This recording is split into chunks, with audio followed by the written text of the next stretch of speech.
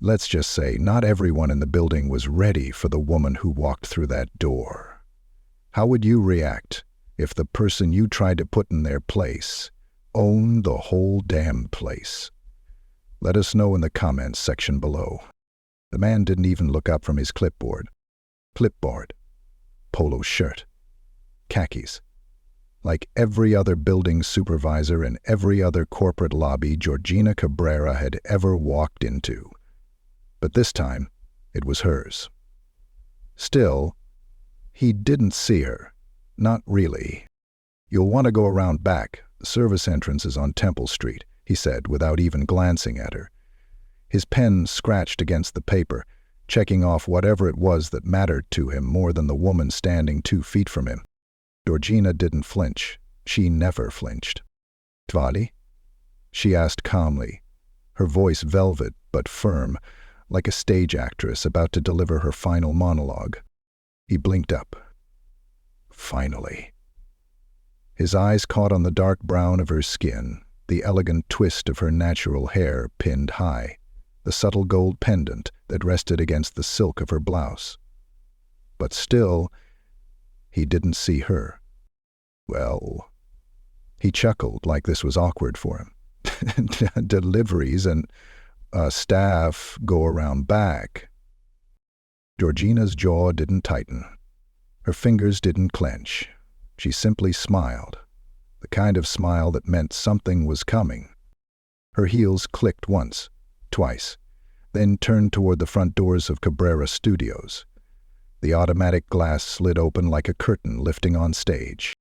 Behind her, the man mumbled, "Ma'am, that area's for—" She pointed. Up on the smooth marble wall, framed by brass sconces and perfectly lit by overhead track lighting, were 8 gold letters. Cabrera. Her name. There was silence.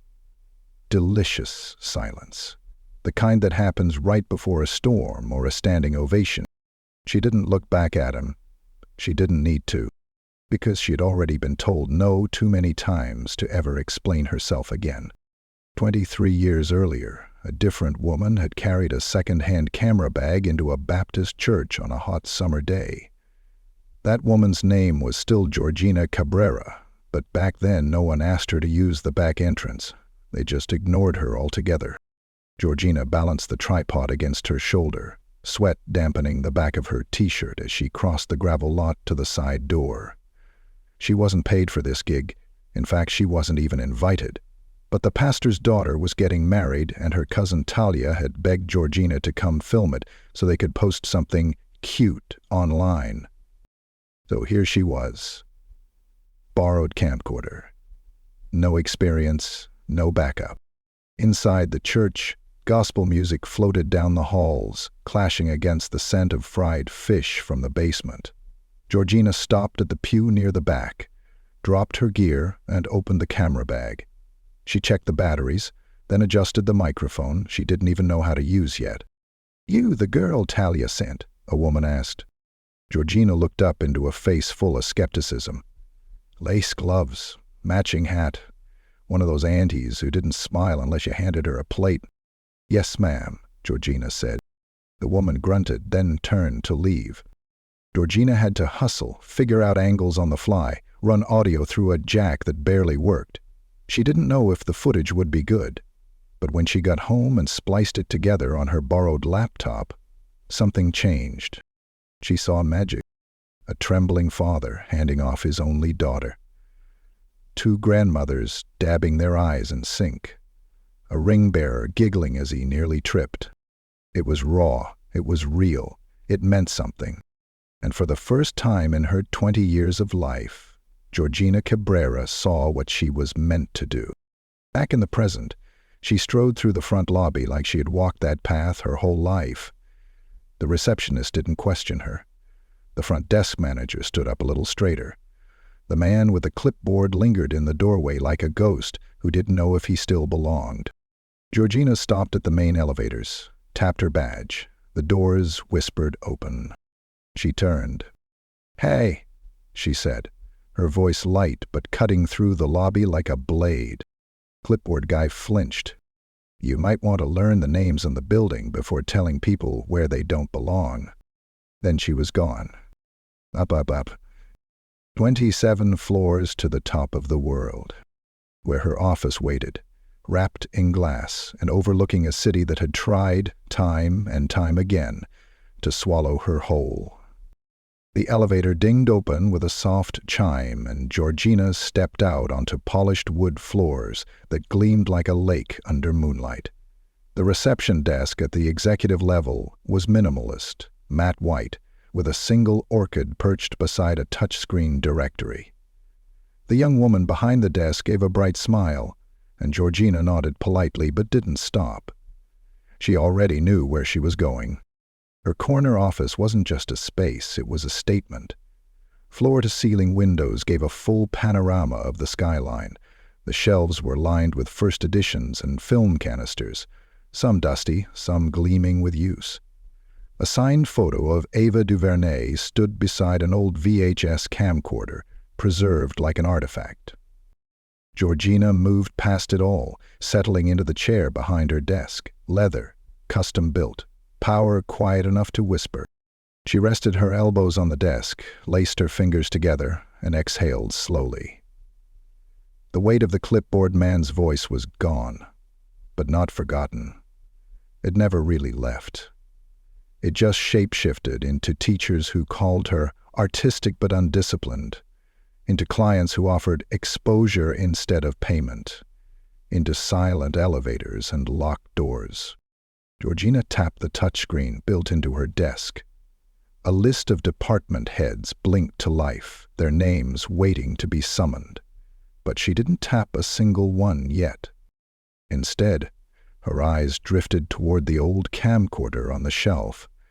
That exact model, JVC GRAX 900, had been her first.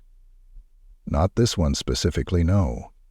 This one was bought later, off eBay, when she could finally afford to reclaim her own history. But the memories it carried weren't digital. They were visceral. The first time she held that camera she was 22, working nights at the check-in desk at a Motel 6, shooting music videos on weekends with a crew of 2, her and her best friend Malika. They shot in parking lots, diners, abandoned warehouses they prayed no one would find them in. No lights, no permits, just dreams and desperation. Their first paid gig was for a local rapper in East Oakland. He was 17, called himself Lil Fuel, and paid in cash. Crumpled bills pulled from a sock drawer while his mom smoked in the next room. Georgina had walked away with $60 and a busted tripod, but she was high off the rush for weeks.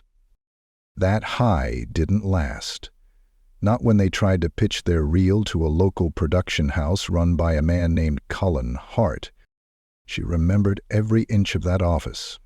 Dark wood panels. Movie posters for films that never made money but won awards. Cullen had worn a navy suit and a tight smile.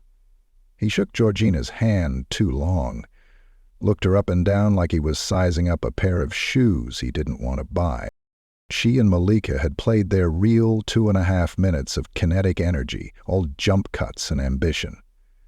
When it ended, the room felt electric. Cullen cleared his throat. "You ladies have heart," he said. "But let's be honest, this isn't broadcast quality. Not yet.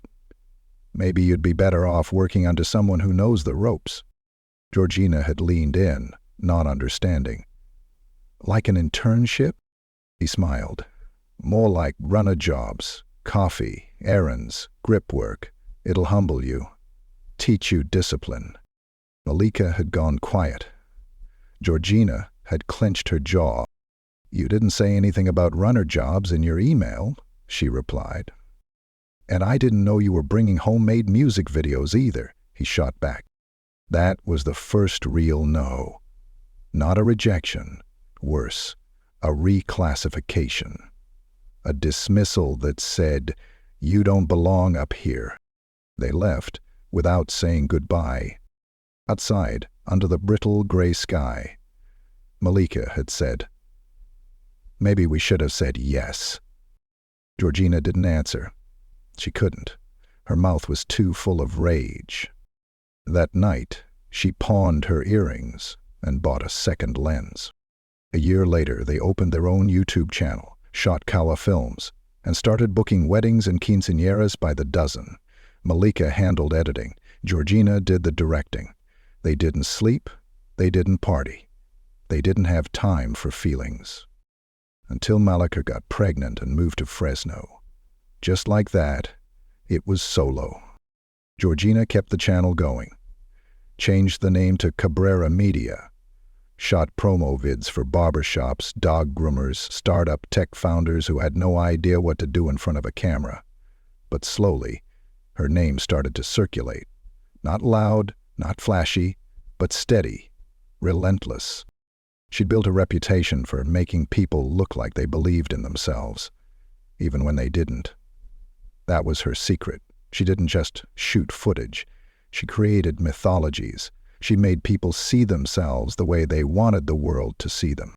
It was powerful and dangerous.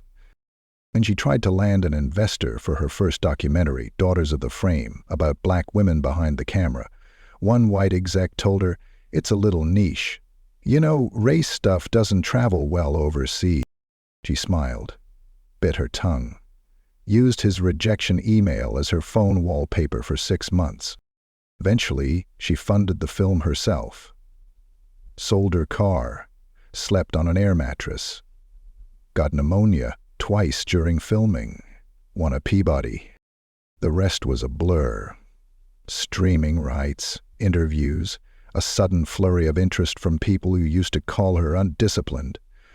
Doors opened, then opened faster, and now here she was. Top floor, name on the glass.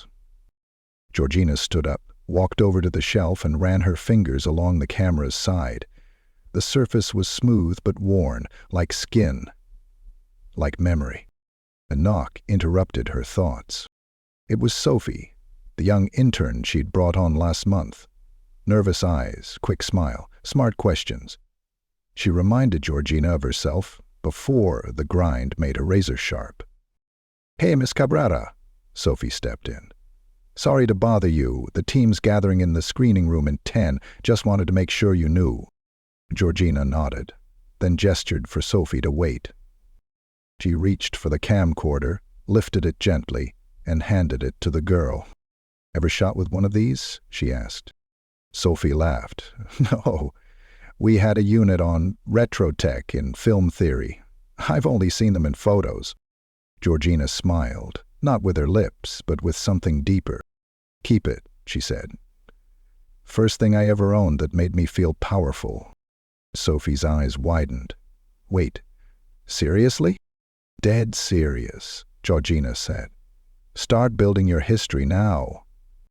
As Sophie left, clutching the relic-like treasure, Georgina turned back to her office, to the skyline, to the name gleaming in the reflection. She didn't need the past to define her anymore, but she carried it like armor, and made sure the next girl wouldn't need to wear as much. The screening room was colder than the rest of the floor, a deliberate choice to keep people alert, focused. The seats were tiered, upholstered in deep navy velvet, arranged around a massive 16-foot screen. Rows of sleek soundboards and consoles lined the back wall, manned by 2 engineers who barely looked up as people filed in. Georgina stepped through the double doors and paused for just a second, enough time to watch them. Her team, her people, a dozen faces. Black, brown, white, young, seasoned, hungry. Some she'd poached from bigger firms, some she'd raised up from internships. All of them here, watching her, even if they pretended not to. She didn't take the center seat. She never did. She walked down to the first row, pulled out the side chair next to the screen, and set down her notebook. She didn't need to sit higher than them to be in control. "All right," she said. Her voice wasn't loud, but it didn't have to be. It carried. "Let's run the opening montage." The screen flickered to life. It was the new trailer for Lens of Power, the flagship docuseries set to premiere next month on Cabrera Plus. Her platform. Her vision. The music was thunderous. Images cut fast and hot. Black women directing crews, calling out action, hoisting booms, clapping slates, editing in dim-lit rooms. Intercut were historical clips. March on Washington, Watts burning, Shirley Chisholm, Nina Simone, a mother holding a camera instead of a protest sign. Then, a shot of Georgina herself, just her hand, holding a camera, but people would know. Her audience always knew. The lights came back up. Silence. Then applause. Not the slow, polite kind. Not even the performative kind. This was real. Unfiltered. Enough to make one of the interns blink fast, like she didn't want to be caught tearing up. Torpedo status. Georgina stood. It's not perfect. Yet. But it's close. We'll lock picture this week, then push to color. Make sure we get that last VO clip of Carmen Taylor queued up. A few team members nodded and made notes. Also, Sophie, Georgina said, looking over her shoulder. The girl jolted up in the back row, eyes wide, her notebook almost slipping from her lap. Tomorrow, you're shadowing post-production.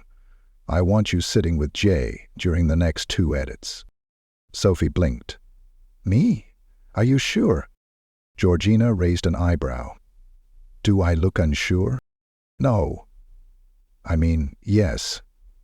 I mean, thank you. The room chuckled. Georgina didn't. You've got an eye. But raw instinct isn't enough. You need refinement. Learn the rhythm, then trust your gut. Yes, ma'am. Georgina turned back to the team. All right. Unless anyone's got something urgent, you've got deliverables, and I've got a call with marketing. People shuffled, stretched, murmured hellos and good jobs and scribbled reminders as they began to exit. The room drained quickly, leaving behind only the faint scent of roasted coffee and success. But one person stayed. She had liked him. He stood halfway up the aisle, arms crossed, watching her like he always did. Like he was waiting for something. Or maybe weighing something. Langston had been with her since the early shot Cala days, back when they shot food trucks and warehouse parties on weekends. He was older now, wiser, more measured, but he was still the one who called her out when no one else dared. You've been off all morning, he said. Georgina slid her notebook into her bag. I've been focused. That's not what I said. She sighed. If this is about the front desk incident, it's not. He walked down to her level, the soft light from the screen painting half his face in shadow. You gave that intern your old camera. She needs something real to carry. Langston nodded slowly. You sure she can hold it? Georgina paused, then shrugged. I wasn't sure I could either. But I did. Langston sat in the next chair over. You still see her in the mirror sometimes. You know who. Motel 6, Georgina. Backseat editing, Georgina. No car, no budget. Please just give us 5 minutes of your time, Georgina. She looked at him sideways. She never left? Yeah, Langston said. That's what worries me. He leaned forward, elbows on his knees. You built all this. Your name is on it. But sometimes I think you still believe you gotta earn your place here, like you still think somebody might tap you on the shoulder and say, all right, you've had your fun, now give it back. Georgina didn't speak for a long time. Finally she said, because they still try, Lang. Even now. You think this building is mine? I still get asked who I'm here to see. I still get asked if I'm lost. He shook his head. Yeah, but now you get to answer them by pointing to the name on the wall. I do, she said softly. But I remember what it felt like when I couldn't. There was a beat of silence between them. Not heavy, just old, familiar. Langston sat back, folded his arms. You launching that mentorship program next quarter? She nodded. Already got 3 producers lined up. Sophie's the first mentee. You sure she's not just the first you see yourself? That's exactly why, she said, meeting his eyes. I'm not building a pipeline. I'm building a damn dam. Something that holds power and channels it where it needs to go. Langston grinned. Now that's the Georgina I know. She stood up and looked around the room one last time. The empty chairs, the faint hum of the projector winding down, the scent of ambition and expectation. Hey, Langston. Yeah? You remember that night at the warehouse when we got chased out by that security guard who thought we were breaking in? Langston barked a laugh. You mean the night we left half the gear behind and you still made a music video out of the footage we had? Georgina smiled. Yeah, that night. That was the first time I realized I didn't need to ask permission. She started walking up the aisle, her heels soft against the carpet. I just needed to keep filming. Langston watched her leave, the corners of his mouth still tilted up in a grin. In her office, the windows stretched wide like arms welcoming her home. Georgina stood in front of the glass, sipping her coffee, watching the city move below. Her reflection hovered in the window, strong, centered. She didn't wave at it, didn't smile, but she saw her. And finally, for the first time in her life, she felt like the world saw her too. 3 weeks later, the air buzzed in a different way. The second floor of Cabrera Studios had been gutted and transformed. The beige walls were now a textured slate gray with bold murals of black women behind the camera, painted by local artists. Floor-to-ceiling shelves displayed camera lenses, gimbals, sound kits, and even one dusty, cracked tripod in a clear glass case with a brass plaque underneath. Used to shoot the first Cabrera wedding video, donated by the founder. A small crowd filled the space, young women mostly, some still in college, others already balancing freelance gigs and family. Their faces were a collage of nerves, hope, and awe. At the front of the room stood a sleek podium, beside a huge screen that read, Cabrera Media Initiative. Day 1. Georgina didn't stand behind the podium.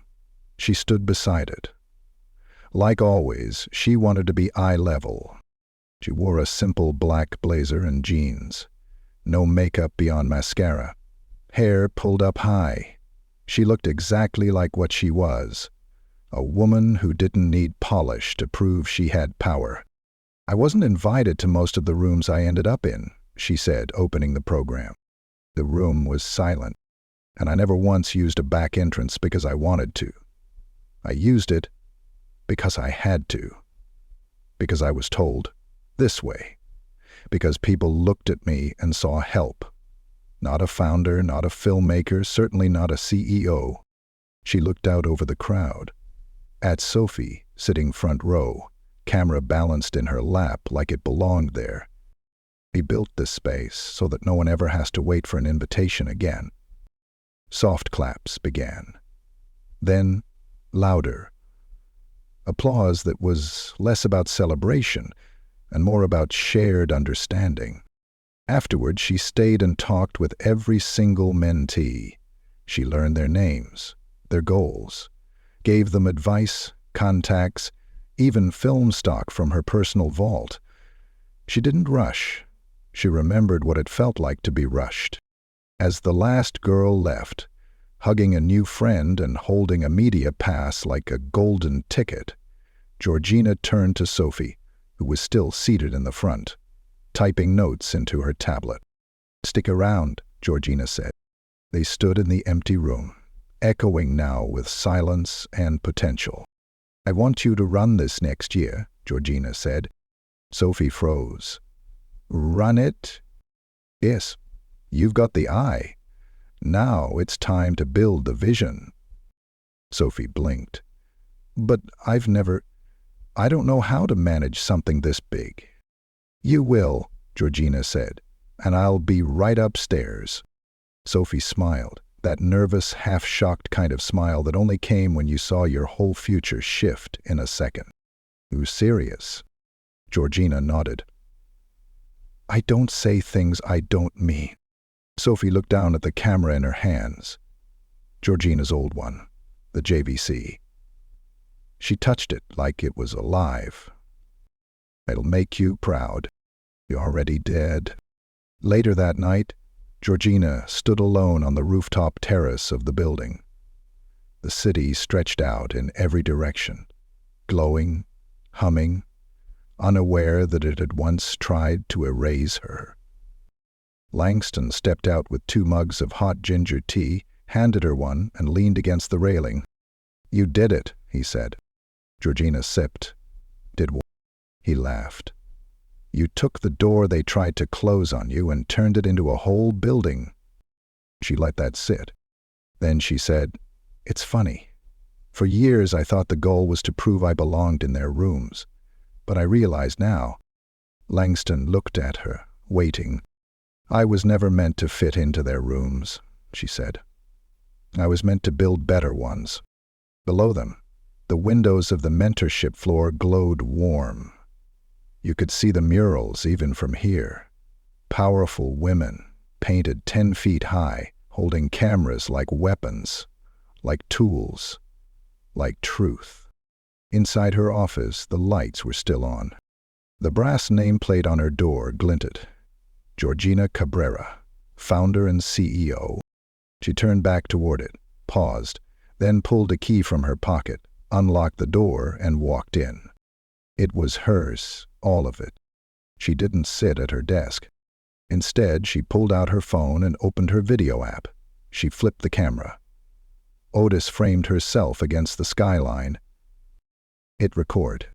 To every girl who's been told to go around back, keep walking forward. You don't need their doors, you've got your own. She smiled. Click.